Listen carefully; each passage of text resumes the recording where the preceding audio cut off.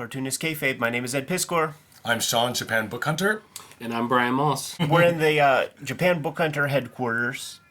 And one of the things that always impressed me, Sean, is that you slang Garo by the year sometimes when you get hold of 12 consecutive issues. Today we're going to be looking at the covers for the 1971 round of Garo from 86 to issue 100. Yes. So maybe you could give a little overview of the magazine to the people, and then we could take a little breezy look. So of course, Garo is famous for all the Gekiga manga that they produced. It started off with Shirato Sanpei and some partners. And because Shirato was one of the founders, of course, that's where he debuted Kamuiden, which would be his masterpiece, of course. And he could give himself as much or as little as he wanted in every issue because he was one of the owners.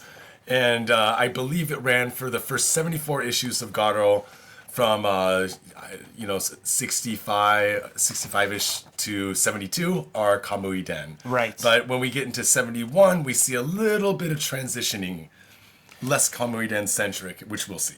And it was such a popular series that there's multiple editions put out, extra chapters put out, little spin-off things that he did. Right. But all very Kamuiden. The videos are brought to you by the books that we make, and 2023 was and is a big year. 2024 is going to be just the same. The Hip Hop Family Tree Omnibus is out there. About 75% of this print run has been accounted for, so you guys have about 25% left of our stock to go. Scoop up that book if you see it. It's going to make an excellent gift. The X-Men Grand Design Trilogy comes out November 14th. It collects all of my X-Men Grand Design works inside of one nice, handy soft cover. Scoop that up. There are 3 volumes of Red Room that are completed. 2 of them are out on the stands right now, The Antisocial Network and Trigger Warnings. But coming to you in early 2024 is Red Room Crypto Killers with dozens of pages of extra features and commentary in the back. Street Angel, Princess of Poverty is coming to you at the end of November. It is a companion piece to Street Angel, Deadliest Girl Alive. You get both of these books. You have all of Jimmy's Street Angel comics to date. He's been self-publishing, and here you have True Crime Funnies, the Black and White zine, 1986 zine. Go to Jimmy's website. He might be sold out right at the moment, but you never know. He might have fresh stock depending on when you're watching this video. And Hulk Grand Design is Jimmy's contribution to the Grand Design mythology that we have created for Marvel Comics. Now that we're done paying the bills, let's get back to the video. This is, for the period that this stuff came out, this level of Gekiga is the closest to like avant-garde comics that you were getting from Japan at this point. And from what I understand, the business model for the mangaka here is not unlike independent comics of today in a lot of ways, where you're not getting paid up front. You might make some money on the back end somehow, but this is people who have that kind of compulsion to make comics. If you stack up, you're going to get in here. So the cool thing about grabbing some Garo mags is that there are comics here that have never received any kind of reprints and are kind of like lost to the ages. So beyond the heavy hitter names that we know, there's definitely some very cool looking comics that we don't have much knowledge about. And there was a lot of, Garo's notorious for not paying well. Right. It's like, but their circulation was so high at the time that people just wanted to be in them to get their name in there, and then they can use that to promote themselves for actual paying jobs. Right. This is a badass cover. And we are looking at 12 consecutive issues, and this is directly from your retail rack, man. Yes. So at the moment, I have a few full years, a 71, 67, 66. I think I have 2 sets of 67. And I try to, sometimes I have to piece them together. Mm-hmm. Sometimes I'll go to one of my mom and pop shops, and they'll say, hey, Sean, we know you like Garo. We got a whole set for you back here. And they'll bust out a whole year set for me. So that's the 2 ways that I get them. But I also always sell some singles, especially single issues with people with covers or manga in them by people, mangaka that people know in the West, Right. Do these sets sell pretty quickly for you, Sean? They do sell pretty quickly, and I have some collectors that are trying to get like huge runs. Oh, wow. So like every month they'll buy a set. I usually charge around $110 to $120 for one set, but it costs $50 to ship. Right. So I try to price it a little lower to make up for some of the shipping when I can, but also it depends on how much I had to pay for each individual Of issue. course, man. Right. So, and not many people in America have full runs of Garo. No, it's true. The cool thing is, it's manageable in the same way that getting a run of American comics is manageable. It's monthly, rather than you put together 1 year of Shonen Jump, weekly. 52 500-page books. That's a room right there. Right. That's a Forget whole about room not happening in my office. Now this shark cover is pretty badass. Yeah, very badass. More of that Sanpei Shirado stuff. Heck of a painter.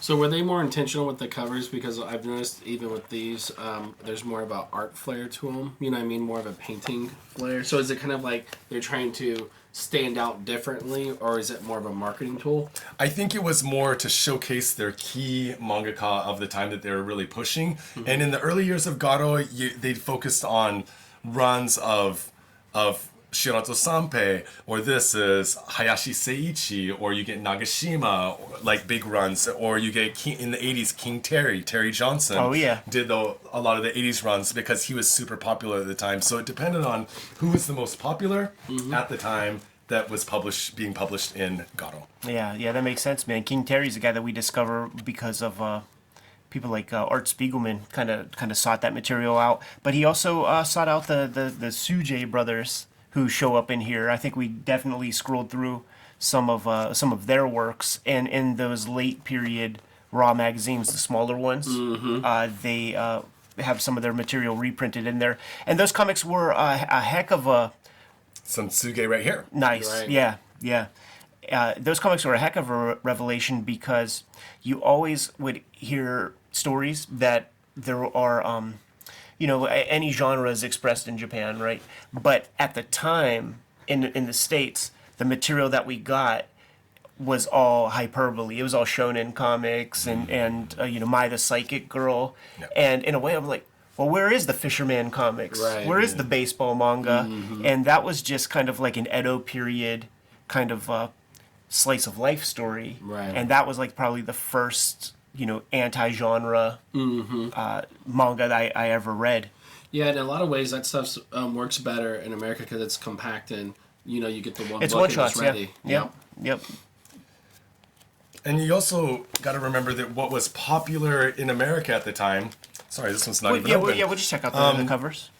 wasn't necessarily popular. So when we had the horror boom here, or when we had the Gekiga boom, maybe sci-fi was popular in America at the time, Yeah, or maybe right. there's something else. So it wasn't always translatable. Right. Look at this, man. We got a new star in town. We looked at all that Sanpei Shirado stuff, and toward the end of '71, we got a new sexy cover artist in the mix. Hayashi Seiichi, who was an amazing painter, illustrator, and manga artist, and I think this is one of his. This is Yeah, what do we got here? Kohanka, which means how would I translate it? Like the red crime flower, or the red, kind of assaulted flower, and minimal words. Lots of different styles throughout the story. It's one overall arcing story. This though. is a story? Yeah, so this is one story about a girl's journey throughout the day. I see. And you open with color illustrations. You get into some single color print, some black and white, some single color print. It's a little bit eroguro. It's a little bit gekiga. It's a little bit illustration. Wow, that's so graphic, dude. Yeah. So experimental. Yeah, that's gorgeous. And you said that you can find these, and this was from your retails? This is from my retail. I got a couple of these in stock, and people love them. People love them. So what will happen is people will get into Garo a little bit, and then they'll start picking out artists from Garo, and then asking me if I have anything of them, and then of course I do, because I'm a big fan. And then along the way, I'll find books like these. She's becoming a woman. Yep. Yeah, it's the way it works. We interviewed Seth not too long ago. We were talking about collecting, and he described that, when you're starting out, you're collecting to gain some knowledge on your chosen medium. So that's the perfect thing to collect when it comes, like when you grab Garo, you have a multiplicity of cartoonists, gravitate to one or the other, and then find out, what their other comics are. And that's a way to kind of educate yourself on the material.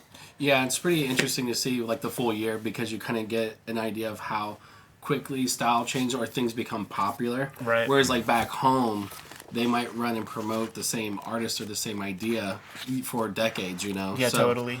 It's really cool to see them being very open to the new ideas. And it's stuff like a Batman comic. It's like every year you got to have a couple Joker covers. Right. That's that sort of thing. Very cool. So this is 1971 Garo. It is on your retail rack. And by the time this video goes live, after the King Kayfabers see it, I betcha it's already sold. And I do have some single issues of other Garo if you don't have space or cash for a full run. So hit up the site, just search for Garo in there, and there will be a bunch. Sean, my man, tell the people the site so that they can go check out your wares. JapanBookHunter.com, and I'm Japan Book Hunter on the socials. Brian, man, tell the people where they can get your stuff. So my new book is Desert Decay. It's a single issue. You can get it off of my Etsy account, Strange Things Moss, or you can get it off of my Instagram, Strange Things Moss. Just inbox me, or you'll see the link in the description. Kayfabers, like, follow, subscribe to the YouTube channel, hit the bell so that we can let you know what new videos are available. We are a daily YouTube channel with more than 1,500 videos in our filmography, and there's a good chance we talked about some of your favorite comics. I encourage you to hit the magnifying glass on the front page of the Kayfabe YouTube channel, search for your favorite titles, and check out those episodes. If, by chance, we did not talk about your favorite comics on the channel yet, you have to let us know. Do so in the comments. Let us know what those comics are, and we will push those comics a little bit higher on our to-read pile. Jimmy and I are going to be at Big Apple Comic-Con come December 16th. It's been years since we've been to the Big Apple, and we look forward to seeing you guys. So please come through and bring your comics that we have yet to sign. We have a Patreon, and on the Cartoonist Kayfabe Patreon, the King Kayfabers get all the videos before anybody else. And when the internet cooperates, they are hanging out with us in a live stream recording session as we make these episodes. Mitigates the kayfabe effect. Ultimately, the videos are brought to you by the books that we make, and before you is a pretty good sample of our bibliography, but we'll get into the nitty-gritty. Jimmy, let the people know what you got coming out soon. My next release is Street Angel, Princess of Poverty from Image Comics. This will be out in late November, in time for their holiday gift for the action comic, superhero comic lover in your life. And Street Angel, Princess of Poverty collects all the Street Angel comics that are not in Street Angel, Deadliest Girl Alive, also available from Image. And get both books. It'll complete your collection. I've been self-publishing lately. True Crime Funnies #1 is available on jimrugg.com, along with BW and 1986 zine. And if they are sold out there, you can still read them on patreon.com/jimrugg. And my contribution to the Grand Design history is the Hulk, which is available in limited quantities because it is sold out at the distribution level. So if you haven't added Hulk Grand Design to your collection yet, you need to pick that up next time you hit the comic shop. Hip Hop Family Tree Omnibus is my big one for 2023, and it is going fast. Man, there's more than probably 75% of this print run is gone, and stores have been re-upping. It was the #1 reordered book on Comic-Con, so thank you guys so much. Thanks to stores for supporting the book. But if you even have any thought that you want this or you want to get it as a gift, make sure you scoop it up right away. It's the best book I've made to date. 500 plus pages, 10-year anniversary, Hip Hop Family Tree, 50th anniversary of the culture. Scoop it up. Not the last holiday release I'm going to have. Coming November 14th is the X-Men Grand Design trade paperback, collecting all of my X-Men Grand Design works. A couple volumes of that is out of print as we speak, so make sure if you are missing out on your X-Men Grand Design, scoop that up. You'll get it all in one. And there is a trilogy of horror comics that I have made under the Red Room umbrella, Antisocial Network, Trigger Warnings, and coming in January is this trade paperback right here called Crypto Killers, which collects my 2023 season of Red Room comics with a bunch of extras. The books are the most important part of keeping Cartoonist Kayfabe solvent and functional. But there are some other ways to support the channel. Jimmy, let the people know. You can subscribe to the Cartoonist Kayfabe newsletter at the links below this video. You can also pick up Cartoonist Kayfabe t-shirts, merchandise, mugs, stickers, and more at our spread shop. That link is also under this video. All good ways to support the channel. Give them those final marching orders, Jimmy, and we'll be on our way. Read more comics.